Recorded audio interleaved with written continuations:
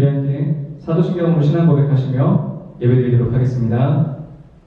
전능하사 천지를 만드신 하나님 아버지를 내가 믿사오며 그 외아들 우리 주 예수 그리스도를 믿사오니 이는 성령으로 잉태하사 동정녀 마리아에게 나시고 본디오 빌라도에게 고난을 받으사 십자가에 못 박혀 죽으시고 장사한 지 사흘 만에 죽은 자 가운데서 다시 살아나시며 하늘에 오르사 전능하신 하나님 우편에 앉아 계시다가 저리로서 산자와 죽은 자를 심판하러 오시리라.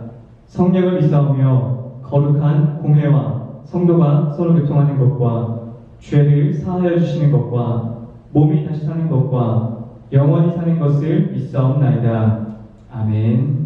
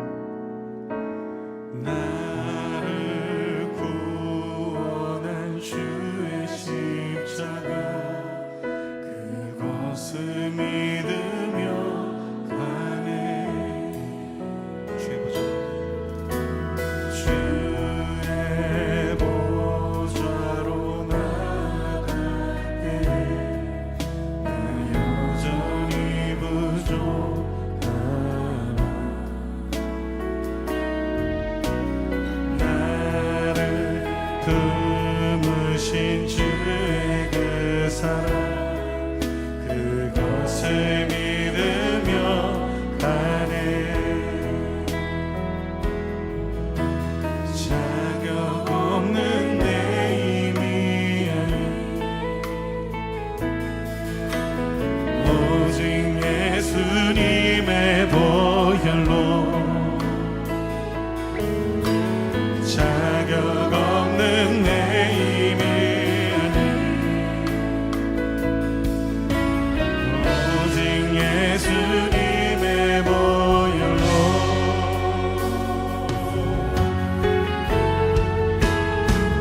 십자가의 보혈 완전하신 사랑 힘입어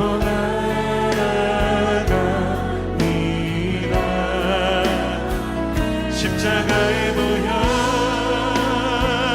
완전하신 사랑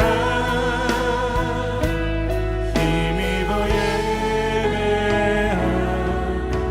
예배합니다. 주의 보좌로 주의 보좌로 나갈 때 어떻게 나가야 할까.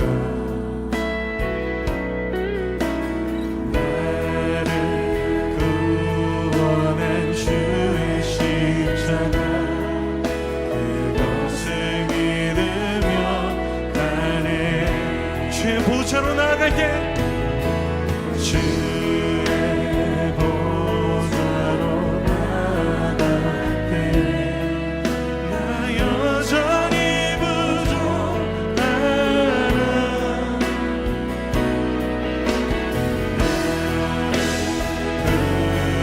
주의 그 사랑 그것을 믿으며 가네. 자격 없는 내 힘이 아닌 오직 예수님의 보혈로 자격 없는 내 힘이 아닌 오직 예수님의 보혈로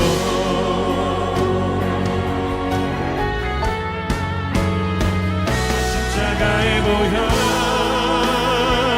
완전하신 사랑 힘입어 나갑니다.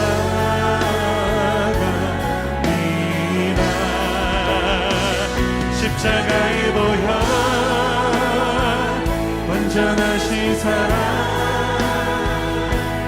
힘입어 예배한 십자가에 보여 완전하신 힘입어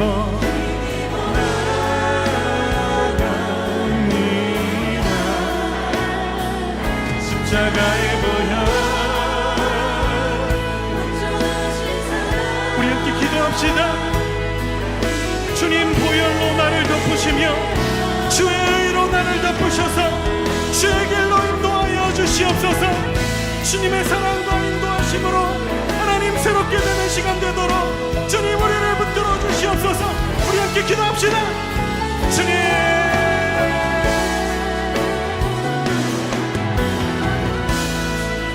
그렇습니다. 소망 없는 주와 절망 속에 있었던 우리를 주님의 의와 생명으로 붙드시며 오늘도 생명으로 인도하시는 주 주님 앞에 나아갑니다. 믿음으로 나아갑니다. 십자가에 모여 완전하신 사랑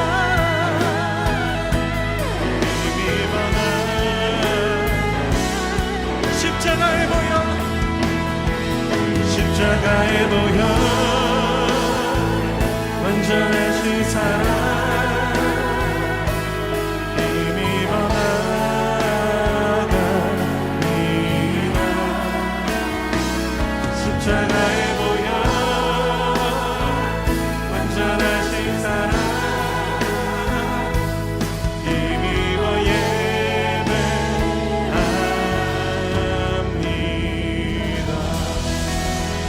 그 보혈을 우리를 씻으시고 생명의 길로 의의 길로 인도하시는 주님, 주님의 사랑 찬양합니다. 오늘 하나님께서 우리에게 주시는 말씀은 사도행전 2장 42절, 46절에서 7절 말씀입니다. 사도행전 2장 42절, 46절에서 47절 말씀입니다. 우리 한 목소리로 함께 공독하겠습니다. 그들이 사도의 가르침을 받아 서로 교제하고 떡을 떼며 오로지 기도하기를 힘쓰니라.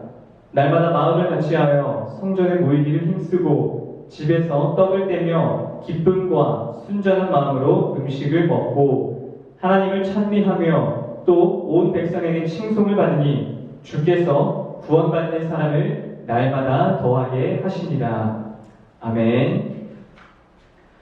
네, 오늘도 우리 함께 예배드리는 모든 예당의 중고등부 친구들 주님의 이름으로 환영하고 축복합니다. 제가 또 자꾸 매주 이렇게 온라인 예배에 사과를 하고 시작하는 것 같아요. 일단 여러분들께 미안합니다. 오늘 또 우리 같이 모여서 드리는 예배를 카메라로 찍었는데 이게 또 조금의 문제가 생겨가지고 전도사님이 모이는 예배가 끝나고 또 온라인 예배로 지금 다시 촬영을 하고 있습니다. 그래서 우리가 같이 한 예배를 드리면서 좀 한 호흡으로 예배를 드려야 하는데 그렇게 하지 못하게 된 점 여러분들께 너무 이제 미안한 또 죄송한 마음이고요. 다음부터 또 더 준비 잘해서 이런 일이 없도록 하겠습니다.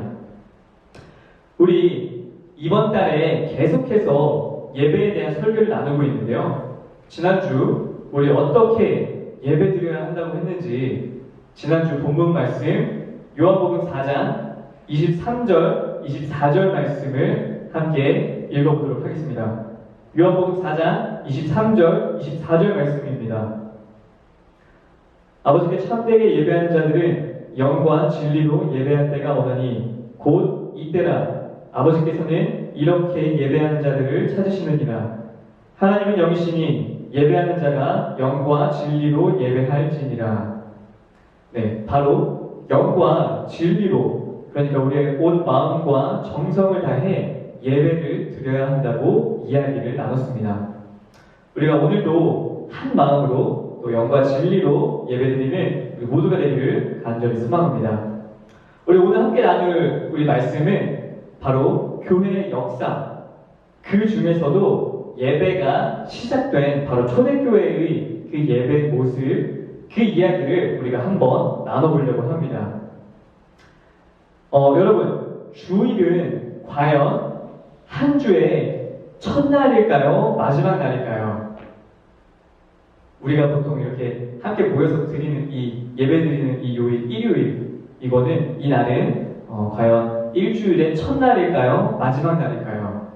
우리 오늘 예배 때 이거 가지고 이제 퀴즈로 잠깐 또 이야기를 나눴었는데요.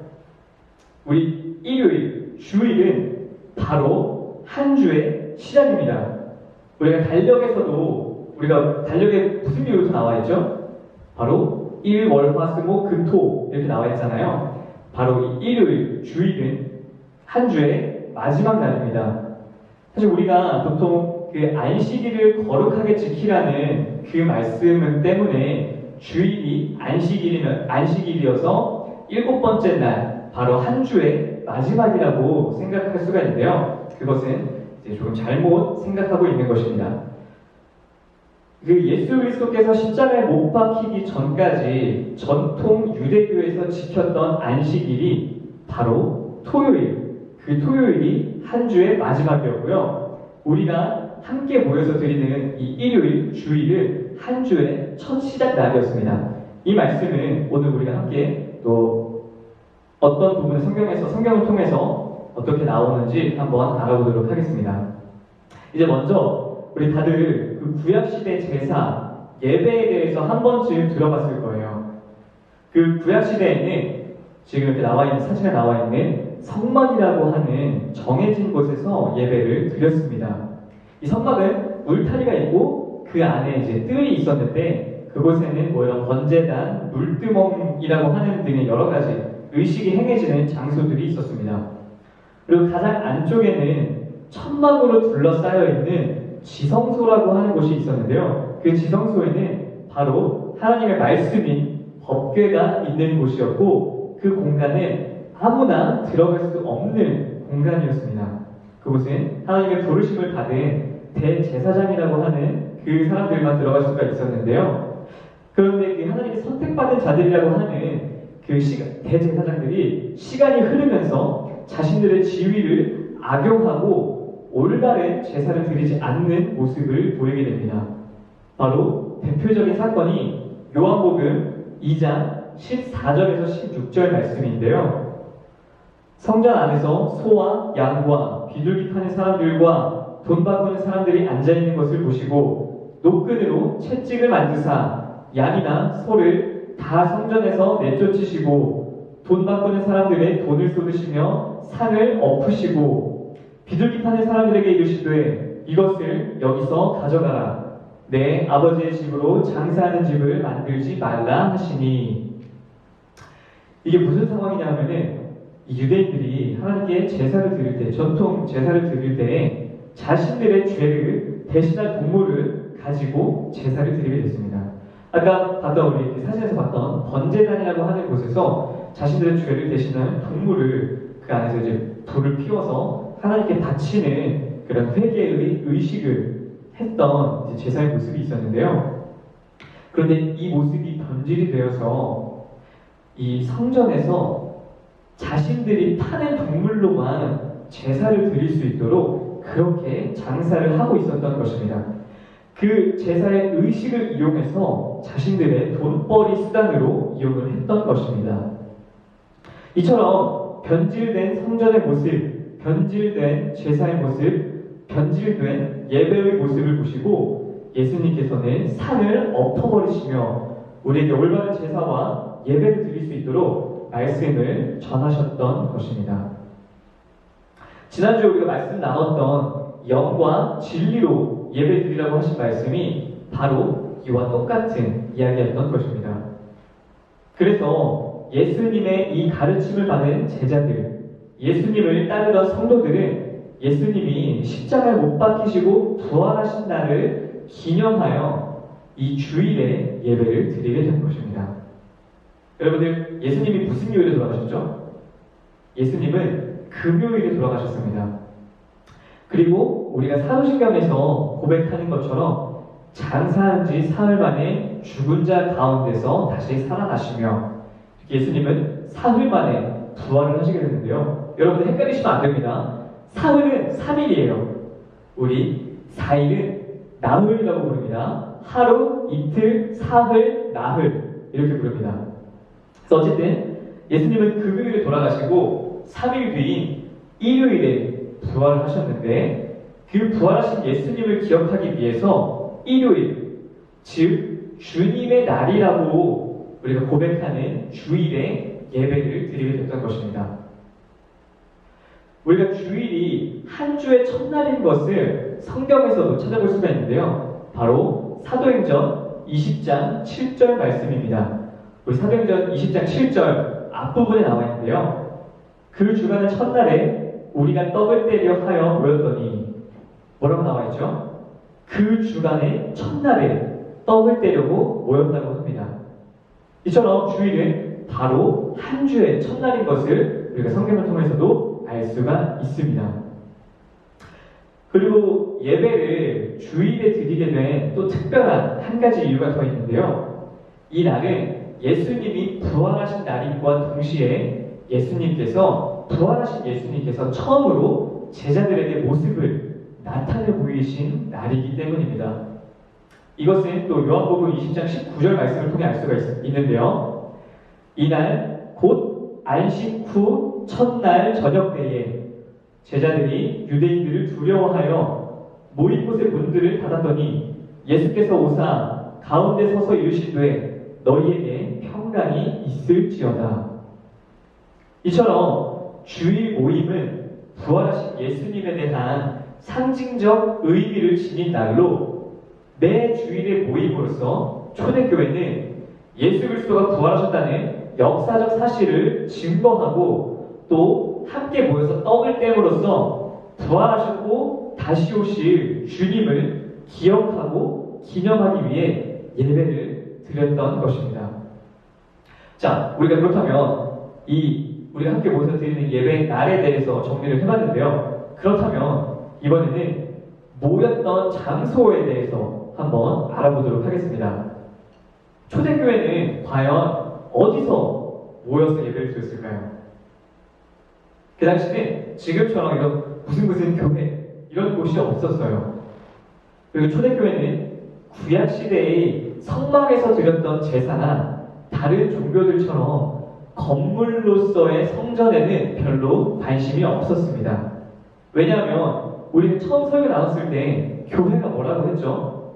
교회는 바로 건물이 아니라 우리 한 사람 한 사람 예수 그리스도를 우리의 구원자이며 우리의 구주로 고백하는 이 신앙 공동체가 바로 살아있는 교회라고 이야기 나눴죠. 바로 이 가르침, 이 예수 그리스도의 가르침을 초대 기독교인들은 그 가르침을 받았기 때문에 건물에 얽매이지 않았습니다. 그래서 초대 기독교인들, 초대 교회의 예배는 바로 가정에서 시작이 되었습니다. 가정에서 시작됐다고 해서 그 가족만 모여가지고 예배를 드리는 건 아니고요. 예수님을 구주로 고백하는 사람들이 그 자신의 주변에 모일 수 있는 가정에 함께 모여서 예배를 드렸던 것입니다. 지금부터 우리가 사진 하나 볼 건데요. 이 사진은 현재 발견된 곳 중에 가장 오래된 가정교회라고 합니다. 이 교회는 시리아, 중동의 시리아에 있는 두라 유로포스라고 하는 가정교회인데요. 이런 일반 가정에서 적게는 10명, 많게는 약 30명의 그리스도인들이 함께 모여서 예배를 드렸다고 합니다. 또 이 두라 유로포스 가정교회 안에는 예수님과 물 위를 걷는 베드로의 모습, 그리고 중풍병자를 고치는 예수님의 모습, 또 우물가의 사마리아 여인의 모습 등이 벽화로 함께 발견됐다고 합니다. 그러니까 이 가정교회에서 모인 성도들이 함께 물 위를 걸었던 예수님과 베드로를 기억하고 또 병자를 고치셨던 예수님의 그 놀라운 기적을, 놀라운 그 은혜를 기억하고 우물가의 사마리아 여인 그 대화를 기억하며 예수님을 기억하고 기념하며 예배를 드렸다는 것을 우리가 알 수 있는 것입니다. 그렇다면 우리가 이제 초대교회에 모이는 날과 장소까지 알아봤어요. 그 다음으로 우리가 알아볼 것은 바로 예배의 모습과 형태입니다. 이 모습은 오늘 우리가 읽은 본문 말씀을 통해서 알 수가 있는데요. 오늘 본문 말씀 사도행전 2장 42절과 46절, 7절 말씀 다시 한번 읽어보겠습니다. 그들이 사도의 가르침을 받아 서로 교제하고 떡을 떼며 오로지 기도하기를 힘쓰니라. 날마다 마음을 같이하여 성전에 모이기를 힘쓰고 집에서 떡을 떼며 기쁨과 순전한 마음으로 음식을 먹고 하나님을 찬미하며 또 온 백성에게 칭송을 받으니 주께서 구원받는 사람을 날마다 더하게 하시니라. 이걸 세 번역으로 다시 한번 읽어드리겠습니다. 그들은 사도들의 가르침에 몰두하며 서로 사귀는 일과 빵을 떼는 일과 기도에 힘썼다. 그리고 날마다 한 마음으로 성전에 열심히 모이고 집집이 돌아가면서 빵을 떼며 순전한 마음으로 기쁘게 음식을 먹고 하나님을 찬양하였다. 그래서 그들은 모든 사람에게서 호감을 샀다. 주님께서는 구원받는 사람을 날마다 더하여 주셨다. 오늘 본문 말씀을 통해서 알 수 있는 초대교회의 예배의 모습은 첫째, 함께 모여서 교제를 나누고 음식을 나눴으며 둘째, 사도의 가르침을 받았고 셋째, 하나님을 찬양하고 기도하는 모습이었습니다. 우리 첫 번째로 함께 모여서 교제하고 음식을 나눴다고 하는데요. 여기에서 당시 이 교회가 주목을 받았던 이유가 있습니다. 그것은 바로 신분과 계급에 상관없이 모두가 동등하게 한 식탁에서 먹고 교제를 나눴기 때문입니다. 여러분 한번 상상을 해보세요. 당시에는 이 신분 사회였어요. 계급이 나눠져 있는 사회였습니다. 그래서 주인과 종이 함께 식사를 할 수 없는 사회였음에도 교회에서는 모두가 동등하게 서로에게 예의를 갖추고 함께 먹고 이야기를 나눌 수가 있었던 것입니다.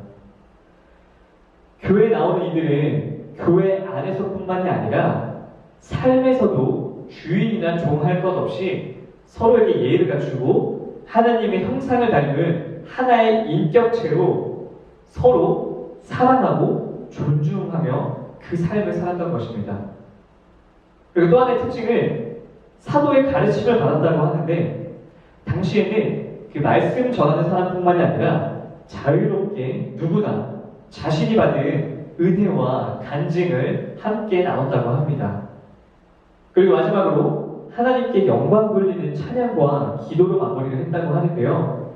이 또한 정해진 시간이나 특별한 기도 제목이 없이도 각자 하나님께 영광 돌리는 찬양과 기도를 자유롭게 했다고 합니다. 즉 초대교회의 예배의 모습은 형식이나 틀에 구애받지 않고 누구나 감동이 있으면 말씀을 전하고 기도하고 춤출 수 있는 그런 교회였던 것입니다. 제가 오늘 이렇게 초대교회의 모습으로 말씀을 전하는 이유는 단순히 우리가 초대교회 모습으로 돌아가서 가정예배처럼 인원을 줄이고 크기를 축소하고 형식을 없애자라는 이야기를 하는 것이 아닙니다. 바로 예배드리는 그 초대교회와 초대 그리스도인들의 마음과 모습을 닮아가자라는 것입니다. 오늘 본문 마지막 절에 뭐라고 나와 있었죠? 우리 세 번역으로 읽어드릴게요. 그들은 하나님을 찬양하였다. 그래서 그들은 모든 사람에게서 호감을 샀다. 주님께서는 구원받는 사람을 날마다 더하여 주셨다. 이 초대교회, 초대 그리스도인들의 예배는 단순히 나의 구원과 나의 학업과 나의 취업을 위한 예배가 아니었습니다. 그리고 단순히 나의 마음을 위로하는 찬양만 한 것이 아니었습니다. 그들의 예배에는 바로 나를 위해 십자가에 못 박히신 그리스도의 사랑에 그 사랑의 감격과 감사로 예배를 드리며 나 같은 죄인을 살리신 그 그리스도의 사랑을 닮아 각자의 자리에서도 사랑하는 삶을 살아냈던 예배자의 삶을 우리가 볼 수 있고 그 모습이 바로 초대교회였으며 초대 그리스도인들이었다는 것입니다. 우리의 예배의 모습과 우리의 삶의 모습을 한번 돌아보면 좋겠습니다. 우리에게 이런 모습이 있나요? 우리의 예배에는 이런 고백과 이런 또 섬김이 있는지 한번 돌아보면 좋겠습니다. 과연 우리의 모습을 통해서 예수님을 영접하는 사람이 날마다 더해지고 있는지, 아니 어쩌면 오히려 우리의 모습 때문에 예수님이 손가락질 당하고 있지는 않는지 우리의 모습과 우리의 예배를 다시 한번 돌이켜보면 좋겠습니다. 여러분, 예배는 일주일에 한 번 이 교회라는 건물에 왔다 갔다고 해서 왔다가 갔다고 해서 예배를 드린 것이 전부가 아닙니다. 우리 삶의 자리가 계속해서 예배의 자리가 되어야 하고 우리의 삶이 계속해서 예배자의 삶이 되어야 하는 것입니다. 예배자의 삶이란 각자 삶의 자리에서 예수 그리스도의 사랑을 닮아 예수 그리스도의 사랑을 삶으로 나타내는 것, 그것이 바로 예배자의 삶이라는 것입니다. 오늘 이 말씀을 통해서 저와 여러분이 각자의 삶에서 참된 예배자의 삶을 살아내시기를 주님의 이름으로 간절히 축복합니다. 우리 함께 기도하겠습니다. 사랑하는 하나님, 감사합니다. 오늘 말씀을 통해 우리 믿음의 선배들 초대교회의 예배와 신앙에 대해 배우게 하시니 감사합니다. 주님, 우리가 드리는 예배가 우리 마음과 고백이 없는 메말라버린 형식으로만 드리는 예배가 아닌지 돌아봅니다. 이제는 나를 위한 예배가 아닌 주님께 영광 돌리며 우리 삶의 자리에서도 예수님의 사랑을 닮아가고 그 사랑을 실천하며 전하는 예배자의 삶을 살아내게 하여 주시옵소서.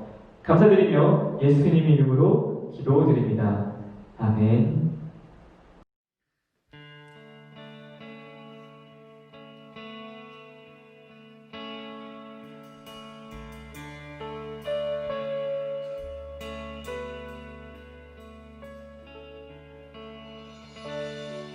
찬양의 열기 모두 끝나면 주 앞에 나와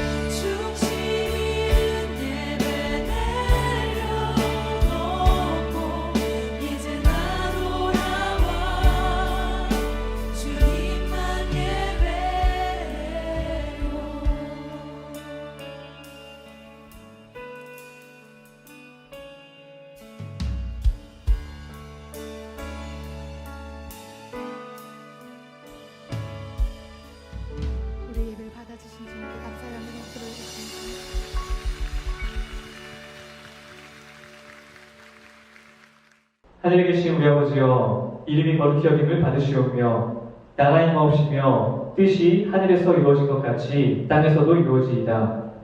오늘날 우리에게 일용할 양식을 주옵시고 우리가 우리에게 죄 지은 자를 사하여 준 것 같이 우리의 죄를 사하여 주옵시고 우리를 시험에 들게 하지 마옵시고 다만 악에서 구하옵소서. 대개 나라와 권세와 영광이 아버지께 영원히 있사옵나이다. 아멘. 네, 예배를 마쳤습니다. 우리 이 시간 예담 소식 전해드리도록 하겠습니다. 우리 교회 출입할 때 원래는 방명록을 항상 썼었는데요. 이제는 그 출입 간소화를 위해서 우리 스마트 요람 그 어플을 이용한 교회 출입을 이제 진행을 하게 됐습니다. 그거와 관련돼서 설치 방법과 이용하는 방법을 지금 영상으로 만나보겠습니다.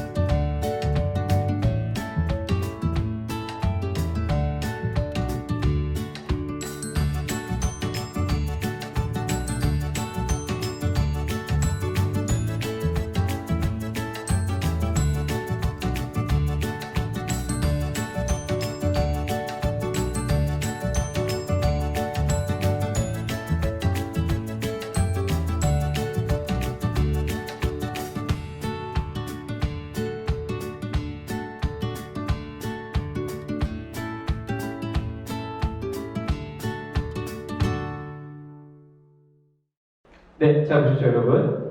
그래서 집에서 온라인으로 예배드리는 우리 중고등부 친구들도 이 어플을 잘 깔아서 앞으로 이제 교회 나올 때 교회 현관에서 이 어플을 켜고 바코드에 찍으면은 자동으로 여러분들의 그 출입이 기록이 되니까요. 그렇게 찍고 나오시면 될 것 같습니다. 만약에 그게 인증이 안 되거나 설치가 안 되는 분들은 전 선생님한테 연락을 주시면 해결해드리도록 하겠습니다. 그리고 우리 계속해서 광고하고 있는데요. 우리 교회가 올해 30주년이 됐습니다. 그래서 이 30주년 기념하는 성경 필사를 전교인이 진행을 하게 되는데요. 우리 필사, 지금 사진에 나오고 있는 이 포스터입니다. 여기에는 우리가 어떤 식으로 필사를 진행하는지가 나와 있고요. 첫 번째, 개역 개정판으로 필사를 하고요. 두 번째, 교회에서 나눠주는 그 필사 용지와 펜으로 필사를 진행을 하게 됩니다. 그리고 지금 나와 있는 예시문을 참고해서 작성을 하고요. 용지에 이름을 쓰지 않고 필사 용지는 접지 않고 필사를 진행을 하시면 됩니다. 이 필사를 하는 이유는 우리가 아까도 말했던 것처럼 이 건물로의 교회가 아니라 각자 한 사람 한 사람이 살아있는 교회로서 이 하나의 신앙의 공동체로서 우리가 말씀을 직접 한자 한자 기록하면서 다시 한번 그 주님의 말씀을 마음에 새기고 우리가 이 공동체의 손으로 직접 쓴 그 성경을 만들기 위한 작업이니까요. 여러분들 기꺼이 감사하는 마음과 또 자원하는 마음으로 함께 이 필사에 동참을 해주시면 좋을 것 같습니다. 그리고 우리 2020년도 제2학기 장학생 신청을 받고 있는데요. 이건 이제 대상은 교회 등록 1년 이상이고 이제 고등부 이상 장학생을 신청을 받고 있으니까요. 오늘까지 접수를 받습니다. 우리 영상을 보고 있는 집에서 예배드리고 있는 우리 고등부 이상의 학생들 또 장학생 신청을 원하는 분들은 저한테 연락을 주시면은 필요한 서류라든지 이런 또 자세한 사항들을 안내하도록 하겠습니다. 네, 여러분들 이제 곧 시험 기간이 텐데 건강하게 또 주어진 또 자리에서 또 열심히 공부하면서 한 주 잘 지내시고요. 그리고 다음 주에 또 건강하고 안전한 모습으로 함께 모이고 또 각자의 자리에서 예배 드리도록 하겠습니다. 그러면 다음 주에 만납시다. 안녕.